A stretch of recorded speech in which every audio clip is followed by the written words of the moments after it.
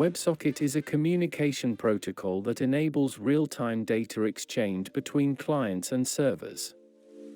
It is commonly used in applications that require low-latency communication, such as online games, live broadcasts, and chat applications. WebSocketClient in Spring is a powerful tool for creating clients that can establish WebSocket connections and exchange data in real time. It provides several key benefits, including support for reactive programming through integration with the Reactor project, error handling capabilities for managing potential connection and data exchange issues, lifecycle management for WebSocket connections, and integration with other Spring components like WebClient. I will demonstrate how to use WebSocketClient from the Spring Boot Starter WebFlux project, using the example of cryptocurrency candlestick charts from the Binance exchange. The plan is to connect to the Binance API and stream candlesticks for a given cryptocurrency. Based on this data, you can build, for example, your own UI that will allow you to display a live candlestick chart. We will use the Reactor-Netty version as the client's WebSocket implementation. It is also possible to use Jetty if you are using such a server.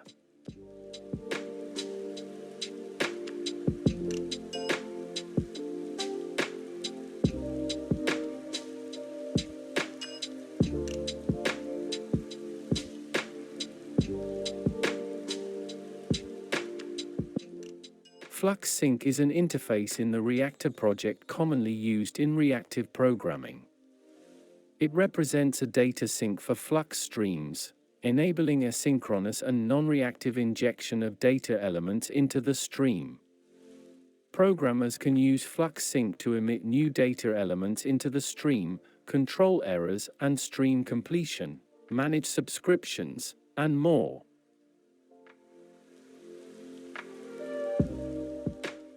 For our WebSocket client, we need a handler that will handle messages from the server.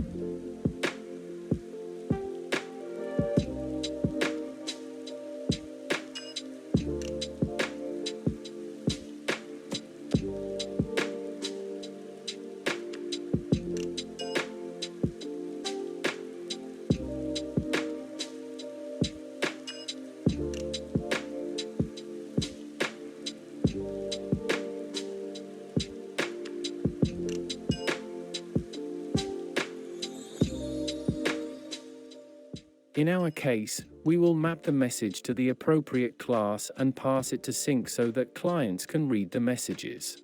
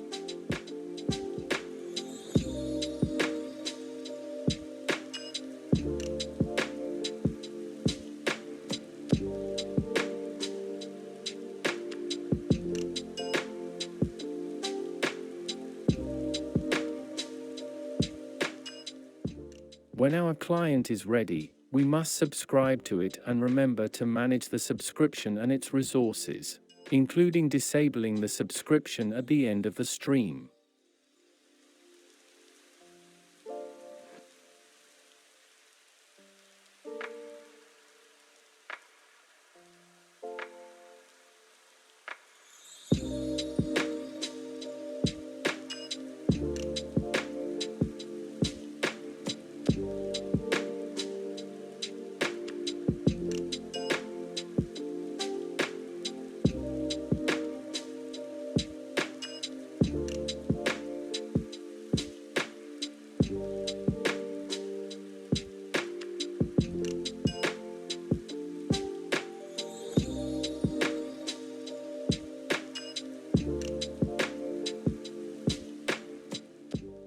Finally, we need to expose the stream to the outside world. Please remember to enter the appropriate return type and to specify the appropriate media type that will allow us to stream the data.